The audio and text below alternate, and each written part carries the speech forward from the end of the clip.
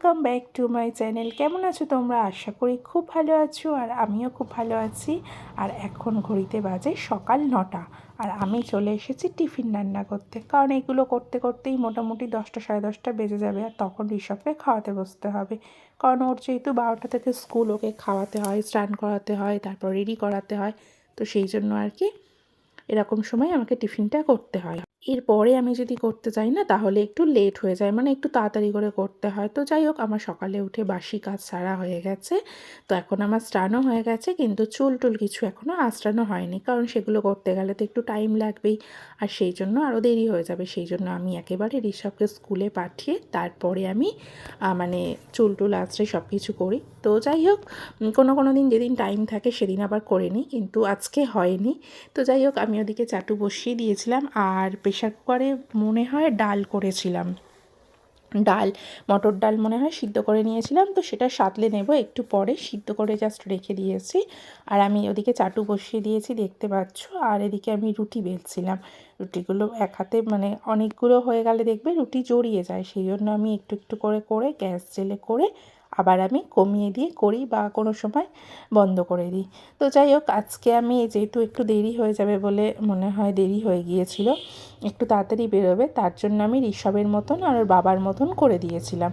আর আমাদের যেহেতু এখন করলে ঠান্ডা হয়ে যাবে, অনেকটা খেতে লেট হয়, তো সেই কারণে আর কি আমি এখন আমাদেরগুলো করিনি। ঋষভেরটা আর ওর বাবারটা, যেহেতু ওর বাবা ওকে স্কুলে নিয়ে যাবে, সেই জন্য ওদের দুজনের মতন আমি জাস্ট রুটি করে রেখে দিয়েছি। আর আটাটা আমাদের মেখে রেখে দিয়েছিলাম। আর ঋষভের আর বাবার জন্য অল্প করে করে দিচ্ছিলাম, কারণ আমাকে তরকারিটাও করতে হবে। হচ্ছে রান্না বান্না হয়ে গেছে তাড়াতাড়ি, বুঝেছো? ওই জন্য হচ্ছে রান্না হয়ে গেছে, গ্যাস পরিষ্কার হয়ে গেছে, ওই জন্য ছাদে এসে বসে একটু কাজ করছিলাম।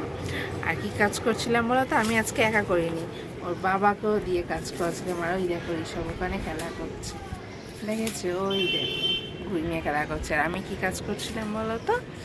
এই দেখো পাতাগুলোকে ছাড়াচ্ছিলাম, দেখেছো? এই যে ছাটার কাটি বার করছিলাম, পাতা ছাড়াচ্ছিলাম বসে বসে।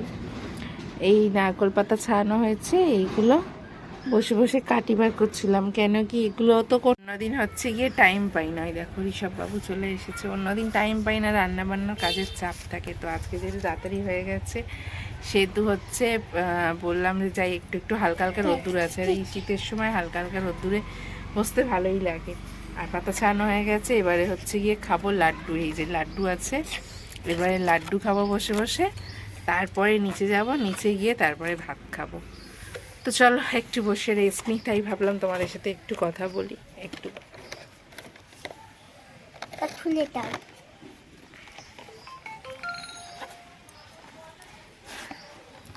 তো চলো পরে আবার কথা বলি। সেই ছাদে বোধহয় তোমাদের সাথে কথা বলেছিলাম, তারপরে নিচে আসতে দেরি হয়ে গেছিলো, কারণ অনেকক্ষণ বসে বসে গল্প করছিলাম। তো যাই হোক, নিচে এসে তাড়াতাড়ি করে খাওয়া দাওয়া করে নিয়েছি, নিয়ে এবারে হচ্ছে বিছনা করছিলাম, কারণ যেহেতু এবার শুতে হবে। আর দুপুরে দেখবে এই টাইমটাতে ঠিক একটু ঘুম ঘুম পায়, তো আমার তো খুব ঘুম পায়। আর আজকে ভাতটা যেহেতু খেয়ে নিয়েছি, তাড়াতাড়িও হয়ে গেছে, তো সেই তো খুব জোর ঘুম পেয়েছে, তাই ভাবলাম একটু ঘুমাবো। আর আমাদের জানলার পাশেই না পুকুর আছে, যারা পুরনো আমার অনেক দিন ভিডিও দেখো তারা দেখেছো এর আগেও। তো সেই জন্য শীতকালে না জানলার নিচে কাপড় দিয়ে দিই, নাইটিগুলো দিয়ে জানলায় আগে চাদর দিয়ে দিই, তারপরে পর্দা দিই, না হলে তো প্রচণ্ড ঠান্ডা আসে ঘরে। তো সেই কারণেই আর কি দেয়া। তো এবারে হচ্ছে গিয়ে আজকে ওর বাবা মনে হয় কোনো কাজ করছিল, হয়তো আমার খেয়াল পড়ছে না, তো সেই কারণে আর কি আমাকেই মশারি কাটাতে হচ্ছিল। আর এই আমার সব থেকে বিরক্তির কাজ হচ্ছে এই মশারি খাটানো আর মশারি তোলা, বিছনা করা আমার সব থেকে বিরক্তিকর ব্যাপার। কিন্তু তাও এটা ওর বাবাই করে, তাও মাঝে মধ্যে আমাকে একটু আধটু করতে হয়, কি করব, অপরিস্থিতির চাপে পড়ে আমাকে করতেই হয়। তো যাই হোক, যদিও এই ভিডিওটা মোটামুটি ধরো কিছুদিন আগের ভিডিও, তো তারপরে দেখো, আর এই মশারিটা না ঋষভ পেন্সিল না পেন কিছু একটা ঢুকিয়ে না মশারিটাকে গর্ত করে দিয়েছে। সেই জন্য হচ্ছে গিয়ে করা হয়েছে, মশারিটা সেলাই করা হয়েছে। তো নতুন মশারি একটা কিনেছি, এখনও পর্যন্ত খাটানো হয়নি, খাটাবো, নতুন মশারিটা খাটাবো। একটা নতুন মশারি কিনেছি, খুব সুন্দর, কালারটা খুব সুন্দর, তোমাদের দেখাবো তো অবশ্যই। তো চলো, আমাদের তিনজনের মতন বিছনা করে নিয়েছি, এবার খেয়ে দিয়ে টানা একটা ঘুম দেব। তো জানি না ঘুম থেকে কখন উঠবো। আমি এই কারণেই হচ্ছে দুপুরবেলা ঘুমাতে চাই না, কেন বলো তো? দুপুরবেলা ঘুমালে না আমি সহজে ঘুম ভাঙতে চায় না একদম। তো সেই কারণে আর কি দুপুরবেলা আমার খুব একটা ঘুমানোও হয় না, আর যেদিন ঘুমাই তো পুরো একদম ঘুমিয়ে পড়ি, কখন যে ঘুম ভাঙে তাও বুঝতে পারি না। তো যাই হোক, আজকে একটু মানে রোদ্দুরেও গেছিলাম, রোদ্দুর থেকে এসেছি, গাটা একটু গরম গরম মতন আছে, আজকে মনে হচ্ছে ভালোই ঘুম হবে। তো যাই হোক, একটানা একটু ঘুম দেবো, এবার তো ঘুম দেবই। আর যখন ঘুম থেকে উঠবো তখন আবার তোমাদের সাথে কথা বলবো। তো চলো, তোমরাও।